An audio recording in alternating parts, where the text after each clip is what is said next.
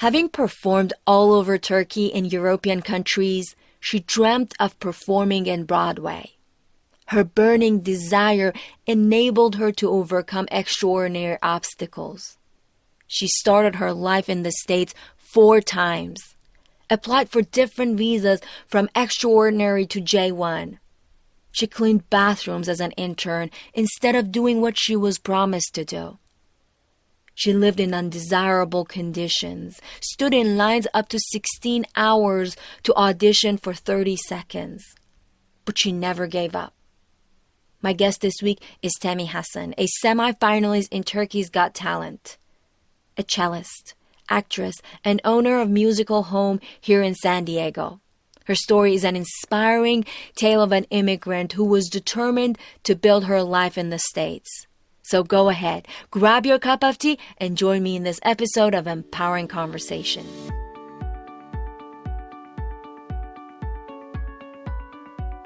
Hello and welcome to the Empowering Conversations podcast, a place to get inspired, challenged, and empowered by stories of immigrants who build their success from zero.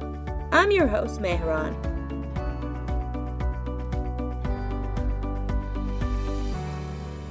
I'm originally from Turkey, at Istanbul. I grew up there. When I was at school, I was doing musical theater, so I studied musical theater, I studied cello, I studied music education, and I have been performing since I'm a kid, since I'm like 6 years old. I've been on tours. I've been all around Turkey on tours. I performed in the UK. I performed in Poland. I performed in Estonia. These are all like special invitations. And then I performed all over Turkey too. So it started feeling too small for me. So I had to find a way to get out, to expand. And so that's where everything started. So I worked really hard to figure out where I can go. So my dream was Broadway. So I decided, okay, New York is the perfect place for it. I got a scholarship, which also requires quite a lot of work and quite a lot of research. So I got 80% of a scholarship from New York Film Academy, and I moved to New York without knowing anyone, without knowing anything. About 10 days before my school started, so that I could settle and I could understand where I am and everything. Although this was my dream, it was very awkward. Going to school was definitely amazing. But then what happens is when you start the life, you start knowing, oh, it's not like how it looks like when I was in Turkey. It's not just wanting and I want to be on Broadway, so I'll be on Broadway. Okay, that's it. Like, I'm talented. I'll get the education. Then I'll make it, because that's how it was in Turkey. I was talented. I went to school. I did all my work. And, I made it to the top stages. So that's not how it worked. I was not a citizen. I needed a visa. I needed so many things. So after graduating from school, although I was getting cast in stuff, once they sent me the paperwork to sign, they were saying, oh, you're on a student visa, you can't work. Oh, you're on this visa, you can't work. So it created a lot of problems. So you're already starting your life like 10 steps back from anyone that is born in here or anyone that has a green card or is a citizen. So after school, my auditions and stuff, it went well. So I was like, okay, just don't pay me. I will just perform. I started performing and I started actually babysitting because I needed to support myself. And then it was time for me to get a visa. And because there was another Turkish lawyer that has been seeing my shows and my performances, and he knows about me. And, some other Turkish people went to him and they said, yeah, he got this visa. And I applied for an O1 visa, which is an extraordinary ability visa. If you guys don't know, this is a visa where the performers or singers or athletes or doctors or scientists get. It's also called the Justin Bieber visa. It's very hard to get. You really need to be an extraordinary person and have like publishments and news about you and, awards and stuff. But once you get it, it's amazing. So if you're an artist, I highly recommend this visa. But so I went to this Turkish lawyer starting my work. He told me that I should go back to Turkey because my student visa was expiring. So I will not be unlawful. And then, he will send me all the cases ready within 10 days. So I will need to stay in Turkey about 15 days and I'll be able to come back with my new visa. I said, okay, that sounds good to me because I don't want to do anything that's not correct. And that's how I am anyway. So I went back to Turkey thinking, okay, I'm going to come back. I left my home in New York. I play the cello. It's very important for me. I left my cello. I left my, I don't know, shows at a time, boyfriend at a time, like everything overnight almost. And I went to Turkey. Day one, I'm waiting for my lawyer to send me my stuff. Nothing. Emails, no answer. Calls, no answer. Text, no answer. No answer, no answer, no answer. I had to stay in Turkey about 6 months, and everything I had kind of like fell through because he never got back to me, and he just couldn't figure it out. Actually, what he did, I'm learning after, is that he did apply for the visa, but he applied wrong, and he did a mistake. So during O1, you need to get different opinions from different unions. So because I was an actor, I had to get an opinion from the actors union. So there are different unions, and he wrote to one of the unions and he didn't do it correctly. So the union said, no, like, we are not supporting this right now. Like, we have enough people in America. Why would we get an extra person? Which makes sense in their part, but it was a mistake of the lawyer. So just because of that, the whole case failed. And he said, you've been rejected. You don't have enough credits to do this, which was not true.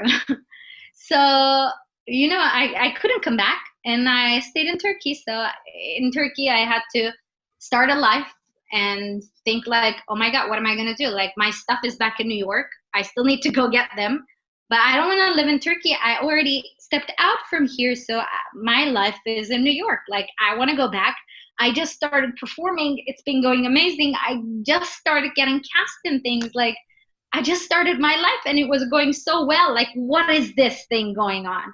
When I felt deep down on the floor, I said to myself, we're going to find a way to go back. So I researched a lot of stuff, and I found a visa called J1, which is really funny because for O1, you need to show that you're very extraordinary. And for J1, you're basically saying, I don't have any experience. I need to do an internship. So it was very tricky. And what I learned really well from there is that do not trust any of the lawyers, basically. Even if it's the best lawyer in the world or the worst lawyer in the world, you have to be on top of your own case. Like, you cannot trust the other person. Yes, the lawyer knows much more about the steps, but you need to be the one to follow all your steps. You need to be the one to know the whole case, like know it almost as well as a lawyer, and then be on top of it, because nobody is going to care about you as much as you care about yourself. Like, you have to be the one to call the lawyer and say, hey, I didn't get my receipt. Hey, did you do my references? Hey, did you do this? Hey, did you do that? Like, you really need to be on top of things, and don't go for the cheap. Definitely, it comes back to you. If something is priced a little off from something, there's a catch there. So make sure you're not falling into that. And the reason you were upset with that lawyer was because he wasn't able to present your case to the union well enough to get their support. Right. Yes. And when you say like getting opinions from union, that's like 10% of the work for the visa. He didn't even do the full work anyways. Like, and he messed up the 10% also. So I was really, really, really upset. So I was like, okay, maybe I really don't know anything, and my experience was for Turkey. I'll accept it that way, and I will continue from scratch as an intern. So I went back to New York, and before going back, We signed all the papers with this company. I was so excited. On the papers, they're sponsoring me, but they're actually not paying me any money, which I was like, okay, I'll figure this out, you know. And I already told them, listen, like, I'm going to come within 3 months. My brother is getting married, so I will need to go to Turkey for about 10 days and I will come back. And I need to tell you this from the beginning because I know that this is going to happen. And it should actually not be a problem. But, you know, I know my schedule for now, so I wanted to give you a heads up. She's like, of course, no problem. Everything is great. And it's also in written. It's not only speaking. And another big suggestion is definitely get everything in written. Like, don't trust somebody just by talking. And if they promised you something over the phone or when you were in person, definitely get it in words, in written, in a letter, in an email, something that you can prove that you say, here is what you told me, here is what you said. Last week, I had a presentation at a business school where I talked about the importance of verbal commitment in different cultures. Most people coming from high context cultures take your words as a promise, a commitment that you need to abide by. No need to have it in writing. They learn to trust the person and the relationship to the degree that they risk their financial and emotional well-being, as Temi did. It is a different way than most of us in the States are accustomed to. And as a country built by immigrants who come from different cultures, we need to be aware of our differences. Coaching tip: listen to our 16th episode and increase your cultural awareness. Find out if you are from a high or low context culture and how the communication skills you learned in your culture is impacting your financial success right now. Anyway, so I went back to New York. I was so excited. I didn't even realize I was living in an apartment that was overlooking to the trash cans. But I was just so excited to be back. So I didn't care. I didn't care that there were lovely little mouses in my house and little cockroaches and stuff. So I was like, okay, whatever. You wanted to come back. You're going to face this. This place that sponsored me, instead of me working with kids and music and stuff, they didn't do what they promised. What they gave me as a work to do was to clean the bathrooms. So I was like, okay. I mean, I thought I was going to learn more about the music and the kids, and that's my internship. Like, that's what's written on the paper. But you're making me clean the bathrooms. It's like, okay, I'm not going to complain. I'm going to ask, obviously, like, why am I doing this and when am I going to start actual work? But, I'm happy here, so I'll go ahead and, do the auditions and stuff. So I started auditioning again. I got cast in a really good show at the New York Children's Theater Festival. The sponsor I had was also an opera singer, and she was auditioning at the time too, and she wasn't able to get cast. So she was a little upset about things, I guess. In the meantime, as I mentioned, I had to go back to my country, to my brother's wedding. Before I came back, like, the sponsor would send me a schedule every week. So it kept changing for some reason. So I am trying to reach out to her. Hey, like, in 5 days, I'll be back. Can you send my schedule, please? Nothing. In 3 days, I'm going to be back. Hey, anybody there? Nothing. 2 days? Nothing. A day before, hey, I'm getting on the plane. Like, what's the schedule? Nothing. Anyway, Sunday night, I'm in New York. I'm like, hey, like, I need to know what time I need to come in. So, like, I'm going to put my alarm. Like, can you please let me know? Emailing, messaging, phone, nothing. Monday morning, I wake up, I'm like still waiting. She sends me a message saying, hey, I called the government. I told them that you're not doing what you were supposed to do. And I said, excuse me, what do you mean I'm not doing what I'm supposed to do? And she's like, yeah, you went to perform in a show, which is absolutely ridiculous because you can. Like, I'm not getting paid. I'm not doing like anything against the law. So I could perform. This is my hobby. and I can do whatever I want, like besides work. As long as I'm doing what she needs and what I've promised, I can do whatever I want. And that didn't work that way for her. And she said, yeah, go perform. You're not the one to do the education with the kids. You're not proper for this. So I called the government and I canceled your visa, which means basically I need to go back to my country within 10 days or 15 days, like in a ridiculous amount of time. So you have to understand that I just came back from Turkey after staying 6 months. And after going through this crazy visa issue, I found the visa, I came back. It's been 3 months in New York, and I am shocked at that point. I'm like, I don't understand. Like, you told me you were gonna make me work with kids, but you actually were making me clean the bathrooms. Like, actually, you're the one who's not doing the right thing. Anyways, she never answered anything. She didn't reply, whatever. And it got cut off because she already reported in her own sense. And obviously the government first, trusts the sponsor because they're in contact and they're the chosen workplaces. So I had to find a way to call the government, find the agent in between everything, and explain the situation that, like, this is wrong and I did not do anything wrong about it. I've been playing everything by the rules. There's something wrong with this person. I have to say that if you know you are doing the right thing and everything that you do is correct, you have to stand up for yourself, because somebody just decides, oh, you got cast in a show, like, this is not working for me. Like, how dare you, And like, I just started my life. You're literally playing with my life. Like, how can you do that? So I did stand up for myself, and magically it worked. So the government, the agent in between, understood that this person has something wrong going on.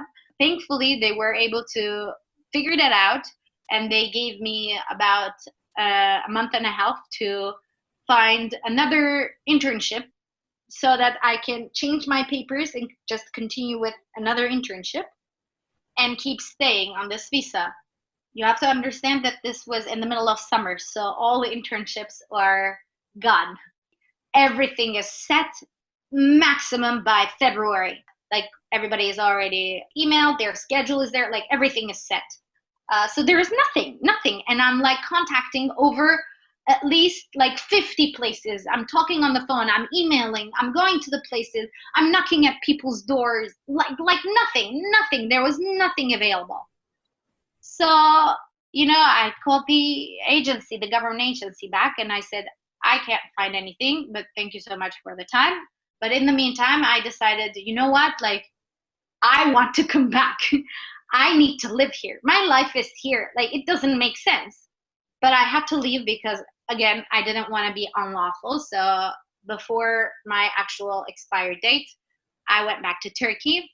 When I was in New York, I looked for another lawyer, and I really did a huge research for myself. And I tried to gather all the required documents for this O1 visa, because I know myself, I qualify for this visa. And I talked to a couple of different lawyers, and they all mentioned, like, why are you on a J1 visa? This doesn't make sense. Like, you have all the credentials to get an O1 visa. So anyways, after signing papers with a new lawyer, I went back to Turkey, and I'm like, at this point, every 3 months, I'm starting a new life. And that's from scratch. And again, I don't know if it's going to work or not, because I just had a terrible experience. So I went back to Turkey again. But something very cool happened right before I left. I don't remember how exactly, but somebody, I guess, recommended me for Turkey's Got Talent. And I went to the audition, and I auditioned, and they videotaped, and that was it. And within a couple of days, they reached back and said, hey, we want to bring you to Turkey. So I was like, okay, so this was kind of meant to be. Look, there's still positive things that's going on. Anyway, so it kind of worked really well. I went back to Turkey. I went directly into Turkey's Got Talent. It actually took a little over 6 months to finish the whole competition. And my visa also took a little over 6 months to, complete and get approved and everything. Anyways, So that's over 6 months in Turkey was ups and downs and good things and bad things. And, in Turkey, I made it to semifinals. I actually lost to a very talented dog named Max. But, it was an amazing experience. I mean, when I was walking down the street in Turkey, people were screaming my name. Like, it went up to that point. And honestly, if I stayed, it would have been a really different world. And, I just didn't want to stay. I was burning to go back to New York. So after getting the approval for my visa, I went back to New York again. So as you can see, it's been probably a year and a half or 2 years, and this is probably the fourth time I'm starting from scratch. And it's very tiring psychologically and physically. It's so very tiring. Every time you go back, you have to find another apartment, you have to move again, you have to find a job, you have to reconnect with everybody so you're not all alone.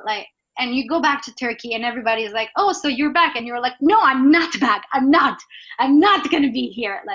So it's very, very tiring. And when you go back to Turkey and you're seeing everybody's open and everybody is kind of like, please start a program for us, please do this, we need you here, we want you to perform, we want you to do this. And you're like, why am I so crazy to go back? I can have everything so easily here, and I am just itching to go back to this hard life all alone, all by myself, where people have the power to play with my life. Basically, again, you have to really know what you want and what you want to do. And every time I went back and I was desperate and I was all alone or whatever back in New York, I had to remember, okay, there's a reason why I'm here. And, me doing this will get me closer to my goal. I want to be on Broadway. I want to be performing. I want to be surrounded by this place where all the musical theater people are. I want to be surrounded by the best of the best in the world. I cannot take a little bit of things. I need to have the best. So how close did you get to a Broadway show? You might have said it. Well, I did perform on a Broadway stage. It was not a Broadway show, but we did a Turkish musical, actually, and we did perform on a Broadway stage, which was an amazing experience. But besides that, I did perform on places that are huge, that holds over 6,000 people, huge places, and big festivals like Fringe Festival, and I also have performed on off-Broadway with my cello in an orchestra, without my cello, as an actor, as a singer. I worked literally my butt off to support myself so that I can go to the auditions and make things work and get cast and be in this environment, basically, because it was feeding me so well. Yeah. And then you also told me about the audition, that because you were on a visa, you had to wake up extra early and you had to put in extra effort to be there. Yes. So there are some big auditions, let's say you want to be cast on a Broadway show. And that Broadway show, if you're on Broadway, you have to be union. And to be a part of this union, you have to have a green card, or you have to be a citizen. And you can't just be a part of the union. You still need to work really hard, do a bunch of shows, deserve it. But even to be able to get close to that, you have to be a citizen. That's it. So there were auditions where I would still want to go and give it a try. There was a 1% chance that they would maybe audition you at the end of their day if all the union people were finished and they are still looking for someone, and you were one of the first person to sign your name on the list, which means you're basically going to wake up around 3 a.m. in the morning, go to the audition place, the doors are closed, everything is closed, but you will see there's a huge line in front of the studios. And you get on the line and you just wait there. You just wait and wait and wait. And you make an unofficial paper where everybody understands, okay, I was here, I signed the paper, and you wait there. You know, you're there at 3 a.m. You don't know when they're going to open the doors. Once they open the doors, they're already taking the union people, which comes there most of the time by appointment. And you're just waiting at the door on the floor, you know, whatever. And maybe you get to audition, if you're lucky, maybe end of day by like 6 p.m.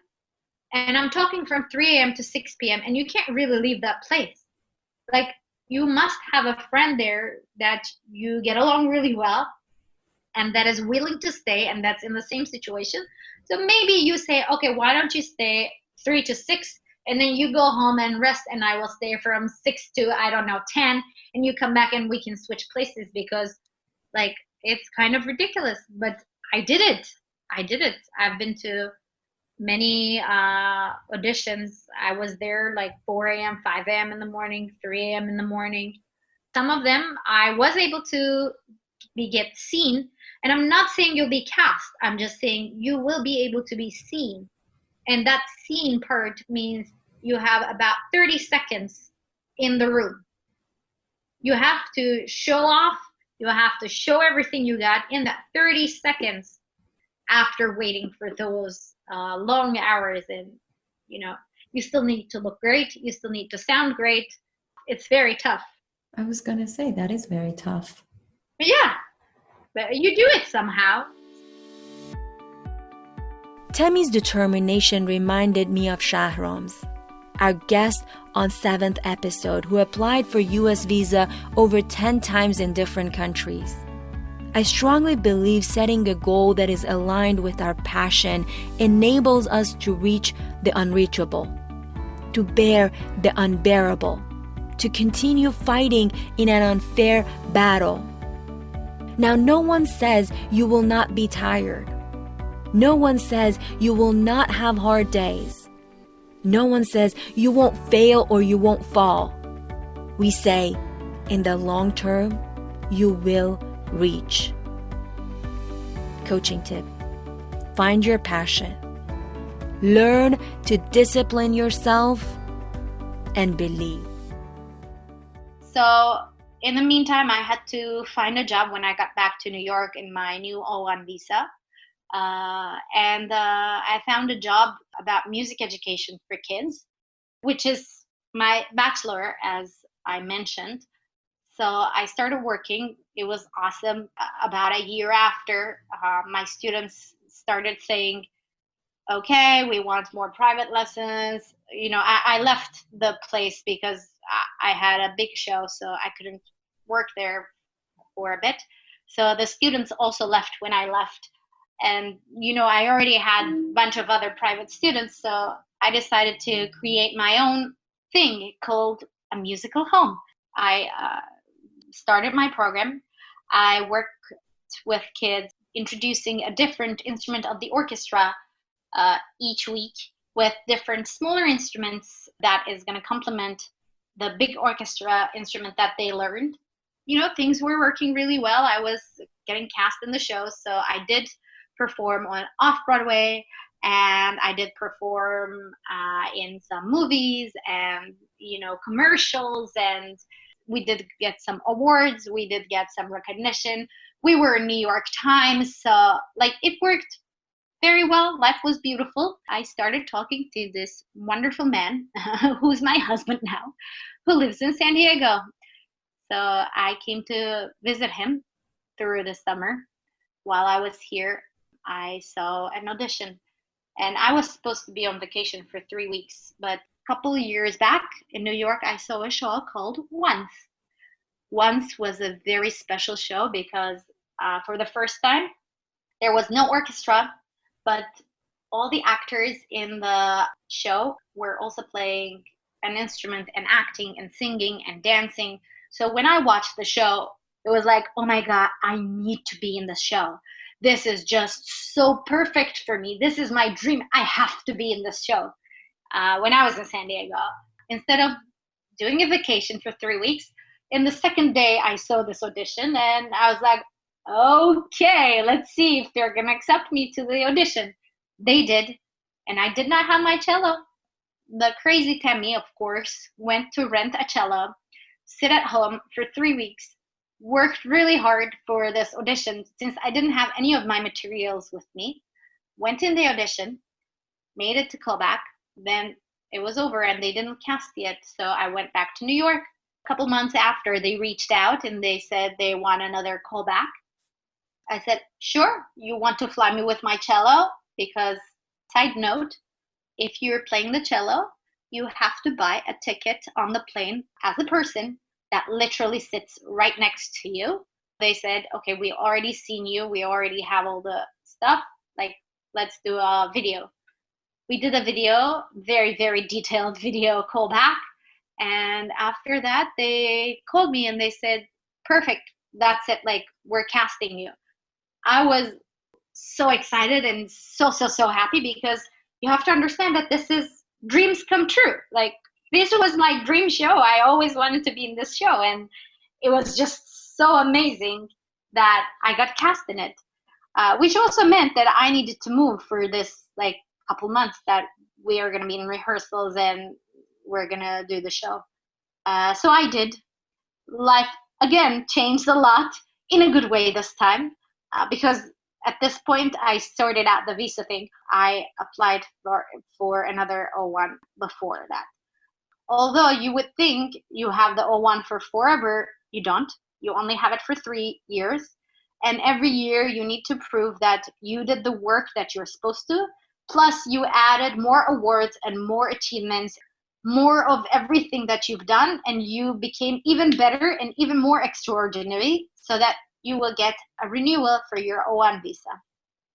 Or if you achieved so many good things in that 3 years, you can even apply for the green card. I came to San Diego. I performed in this wonderful show. The show was supposed to run for about 6 weeks. We had shows 8 times a week, and every single performance was full. It got extended, I think, like 4 times. So instead of 6 weeks, we performed for about 6 months. 6 months, 8 shows a week is so tiring, but it's so rewarding. It was an amazing experience. It's kind of unheard of this long of a performance time in a regional theater.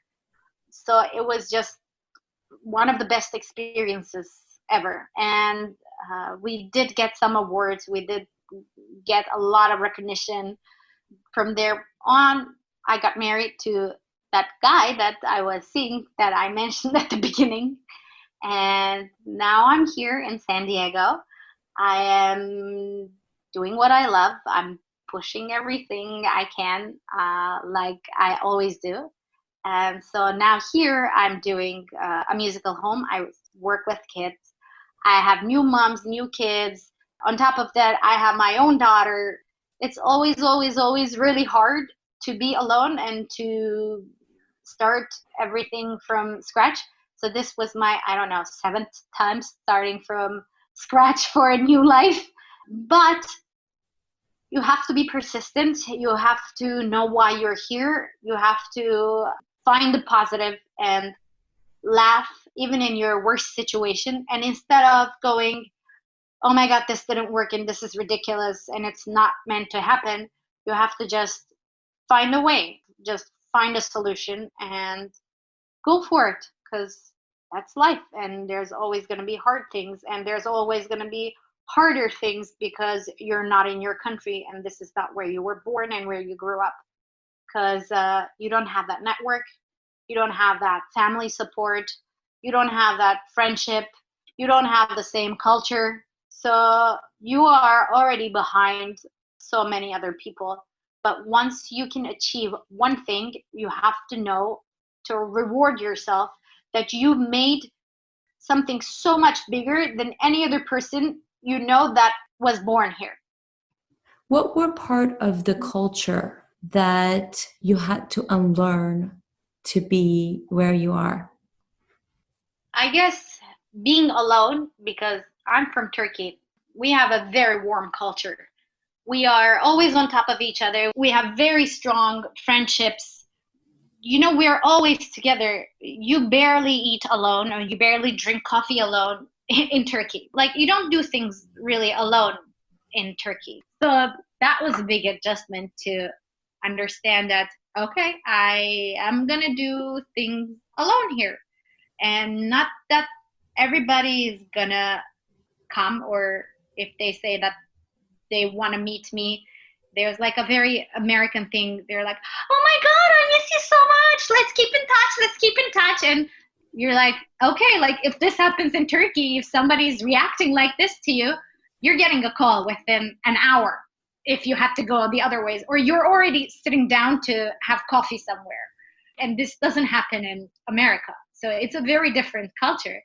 I guess they do mean that they miss you, and they do mean that they want to see you, but they will call you whenever they are available, and they're not really gonna make a huge effort like anyone else in the Middle Eastern culture would do. So I guess this, like, give me my space, and I want to be alone kind of thing was a big adjustment. Now, how long has it been since you're in the States? 10 years, 10 and a half. And do you now see yourself more of the Turkish culture, or do you see yourself more of an individualistic, or a mix of two? I guess mix of two, because I love my culture. I would never want to lose it. I think that's what makes me authentic. Of course, I did get adapted here. I had to adjust some stuff. I can totally have dinner alone, stay alone, live alone, everything, but I will always crave having people around. That will never change. I keep creating that around me. Yeah. What do you think people see in you? What do you think they appreciate about you? I don't know. I guess my positivity. I'm very stubborn. I guess that's a big thing. Like, I don't accept no, basically. So I just try to make anything and everything work. And like positivity, seeing the best in the worst situation. Even if you're on the floor, you're crying, like especially this time, I guess a lot of people are having breakdowns, including me. I'm crying, and I'm like, okay, I got the relief. I cried. It's great. So now get it together. What's your next step? You need to have an immediate, like, okay, get up. That's it. Like, you did it. You were on the floor. Now it's time to stand up. That's wonderful. What do you think they don't see in you and you wished they did? I guess I look very strong, but I am also an emotional person, and it is also exhausting. And whatever they see that I achieve is not done overnight, and there's a lot of sweat in it. So not a lot of people see the backstory of things. If you could give an advice to the newly immigrated version of yourself, what would you say to her to make her life a little easier? When I look back, I think I did pretty good, actually, because sometimes I look back and I can't believe I'm here, and I still think like, wow, I was so patient and I was so fixated on my goal. And, there are some days that I'm like wowed with myself, and there are some days I'm like, I wouldn't do anything different. That was beautiful. Thank you. Thank you for the time, Temi. It was absolutely an honor to know you and to have listened to your story. Of course. Thank you for this beautiful podcast. Temi had an incredible journey. Her determination and her attitude inspires many of us to persist. This can be one of those stories that you can come back to whenever you feel defeated, when you think it's impossible. Now, I don't know about you, but what touched me was the ending, when she shared with me the other side of her strength. All of us have an innate desire to care for the weak, forgetting about the strongest among us, and their deep desire to feel understood and cared for. How about offering a hand to the strongest among you? How about patting their back? How about giving them an encouragement and telling them how they inspire you? As always, thank you for listening and sharing our immigrant stories with your friends. We love reading your reviews, and we know we will see you and your friends in the next episode of Empowering Conversations, where all of us can learn from successful immigrants one conversation at a time.